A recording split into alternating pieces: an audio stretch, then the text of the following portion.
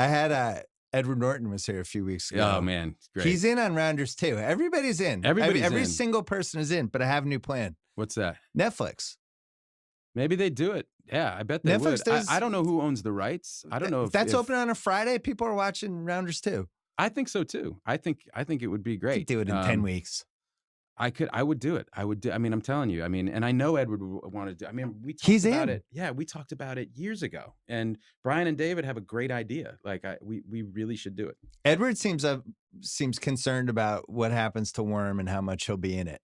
I don't think he wants to be your caddy. I think he really wants Worm to I be agree. drawn out as a real character, which I agree with. But I agree that that's what people liked about the first one. Yeah. Right? He was, and I don't ever feel like, I mean, he got to do this really colorful thing, but he was it felt like the co-lead, you know what I mean? And that's what everyone loved. And they love, and it's that dynamic, right? It's that friend you have that always, you know, he's going to screw it up for you. Yeah. You know what I mean? And that's really, and I think But you have the history. Yeah. The history's always going to win. So anything. what's happened to them, right? I mean, Worm can't have been making really awesome decisions for the last 20 years, right? So what stage is he going to be in? Like, what trouble in like the Costa Rican offshore, gambling house is he in? Right. At the, like, I'm in a bit of a spot here, Mike. They want to kill me, right? It's like something you can see there are a lot of different ways to go. Wealthy Mike McD, I think, that would work, and then Worm coming back because he needs money, right? And he knows. But also, Wealthy Mike but McD meanwhile, has there's it. this other revolution happening in poker, right? Which is the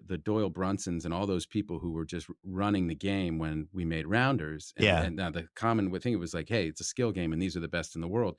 Suddenly, these kids came up online. Yeah. From like Sweden, right. And like they've been playing 10 hands at a time since they were 12 years old. And by the time they show up for a live game, they're like AI. They walk in and they're playing. And I was talking to Koppelman about it a few years ago, and he's saying the game has gone so deep into like game theory, like it's just an unrecognizable game the way it's played by this new generation. So it'd be interesting to watch Mike go back.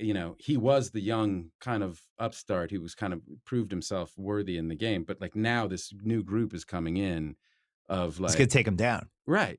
And they are taking the game. They're like destroying everybody in their path. They're literally doing stuff with analytics where they're playing hands online the way they wouldn't play them, just so that they throw off their profile because people are reading everybody's hand histories. Right. They're sabotaging their own hands. They're sabotaging their own. It's what Tony Romo called out Belichick for. It was one of this great calls that Romo had a year ago or two where the other team, I can't remember who we were playing, was coming down, and the game, we were up by 3 scores and there's like 5 minutes left, and Belichick put his defense in, and they instantly, right before they snapped the ball, Romo goes, "Oh, this is so gross. This is so sick." and whoever's doing the answer, "What do you mean, Tony?" And he's like, "Oh, he never does this. He's just trying to mess with the analytics right now." Like he was literally putting in a package that he knew would get run all over because he was going to concede the score because it didn't matter at all for the game, for the outcome of the game, and because he wanted other coaches to be like flim-flammed. They're like, well, what does he do in this situation? Well, sometimes he does this and sometimes he does that. No, he always does the same thing there, but he doesn't want you to see. I believe he does all that stuff. So I am still in the corner that the Seattle Super Bowl, which we actually improbably watched together, that he was reading the sideline on the other side. Seattle, he saw the chaos, and anyone else would have called timeout, but he saw something he liked and just decided to ride it out.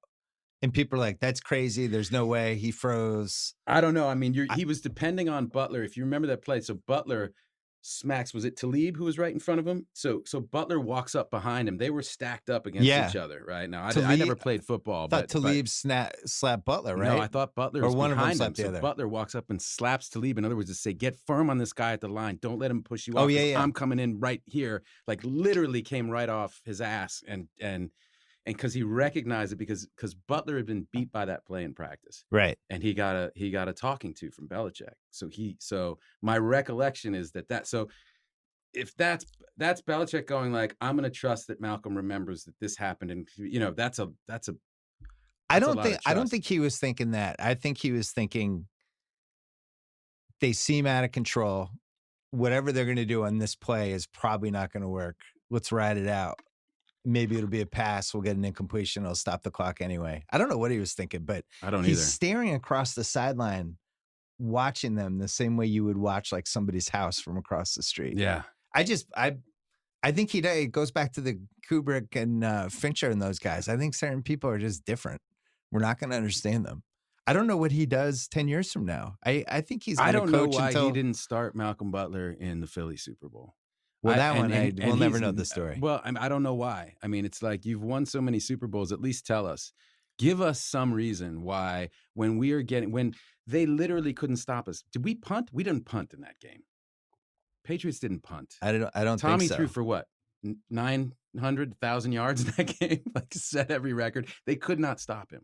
They could not stop him. Are you worried this is our last year with him? No, I'm no. I think I know you know. I know you know what he's doing. I don't know. No, I've you've not had that definitely. Hey, conversation man, with what's him. going on? No. Tom? I wouldn't. It's private. It's his business. I would never ask him that. And I don't have that kind of relationship with him. I'm always really happy to see him, and like I think the world of the guy. But are you happy to see him because he's won 6 Super Bowls? Is that one of the reasons? I love watching people who are that dedicated to what they do, and he works so hard, and most of that work you never see, and I just admire that in people. I admire it in people in any field that they're in, that go after excellence to that degree. It's awesome, and it's inspirational, and it makes me better at my job. But I think what's happening with him, like these people, like the decline of Tom Brady, and it's his age. Like he's in better shape now than he was when he was 24, without a doubt. And they just got to protect him. They just need to protect him. You know, the line. We've got all these injuries. We got people moving around. If you protect him and give him receivers who can get separation, I'll take him over any quarterback in the NFL.